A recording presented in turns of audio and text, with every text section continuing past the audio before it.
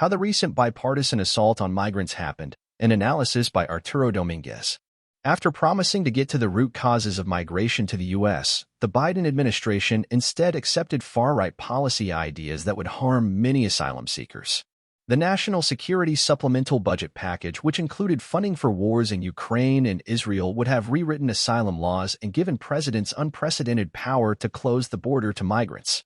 In addition to funding increases that will benefit the private prison industry, customs and border protection, and immigration and customs enforcement, the bill was focused on ending what is referred to as catch and release, a term used by hunters and fishermen. It also had a strong focus on expanding what independent Senator Kyrsten Sinema called detain and deport policies initially proposed by far-right Republicans in Congress. The package would have given the private prison industry an additional $3 billion, CBP an extra $6.7 billion, and ICE a whopping $7.6 billion to conduct broad and mass deportations in addition to raising the standards by which asylum seekers can claim asylum. It also granted United States Citizenship and Immigration Services asylum officers the authority to determine whether to grant asylum rather than leaving it for immigration judges to decide.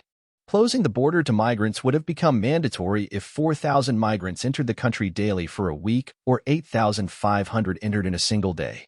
Let's be clear. There is no such thing as fully closing the border, as so many conservatives argue, thanks in part to people like Steve Bannon, Stephen Miller, former President Donald Trump, and House Speaker Mike Johnson making such absurd suggestions. There are innumerable amounts of people who work and go to school on either side of the border. And you certainly can't overlook the U.S.'s economic ties with Mexico, now the U.S.'s largest trading partner. Many industries from appliances and automotive to agriculture and tech depend on trade across the U.S.-Mexico border. Every state along the border also benefits greatly from economic ties with the U.S.'s southern neighbor, even Texas. History has taught us that making asylum more difficult to claim also makes migrants more likely to flee from Border Patrol agents rather than surrender, as the vast majority do now. This puts them at greater risk of being exploited or victimized by gangs that operate on both sides of the U.S.-Mexico border. Overall, these policies put migrants in much greater danger because far-right logic leaves humanity out of the equation.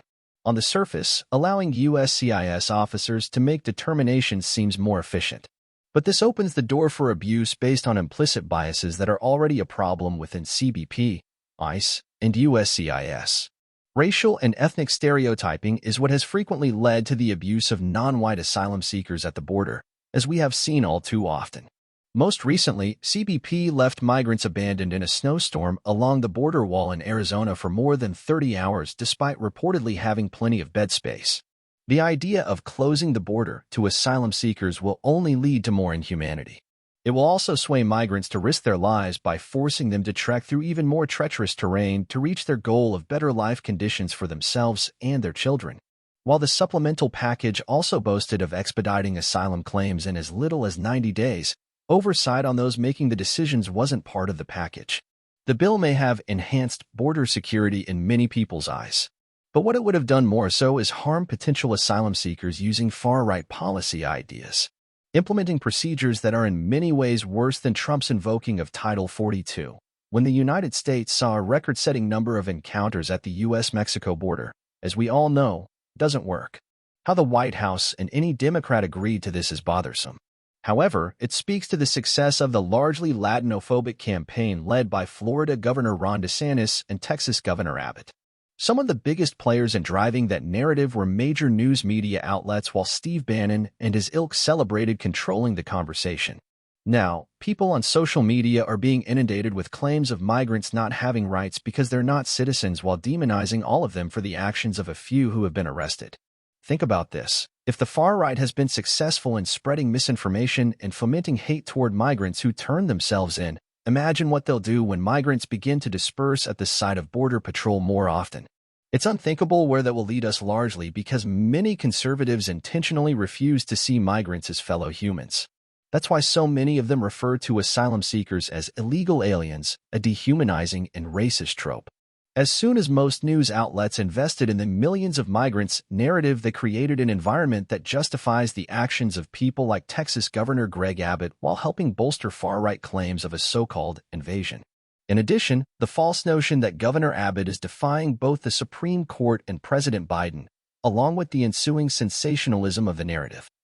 Led a bunch of angry white people to justify creating a convoy and going to the border where various armed extremist groups already operate, thus making it a more dangerous environment for migrants and U.S. citizens alike.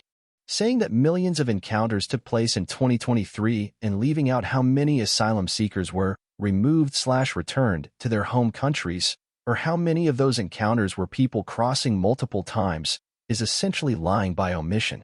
How much it helped strengthen the false and racist narrative about an invasion occurring cannot be denied either.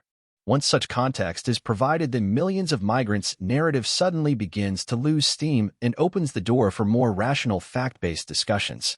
The damage done by those numbers being shamelessly thrown around without context should be obvious, especially after a bipartisan coalition of white congresspersons and the White House bought it too, neither of which made any effort to correct the record. While proper context can prevent harmful bills like what the 4 white senators proposed from being taken seriously in the name of compromise, not including voices with expert knowledge on the issue was just as problematic. Notably, the Congressional Hispanic Caucus was left out of the conversation despite requesting meetings with the White House. 3 of those left out of the dialogue represent some of the largest border districts in the United States. Crazy, right? Unfortunately for us who know better, we can only do so much as we are too often drowned out by the corporate media machine built on a foundation that's primarily designed for clicks and ad revenue. The focus must be on reporting factual information in full context and more accurately reframing the narrative to bring about more honest discourse. In the end, rather than getting to the root of the migration issue, which should start with not intervening in other countries' affairs, the administration instead accepted far-right policy ideas to once again try to appease conservatives. It's a tactic that has not benefited Biden since the White House began this approach over 2 years ago.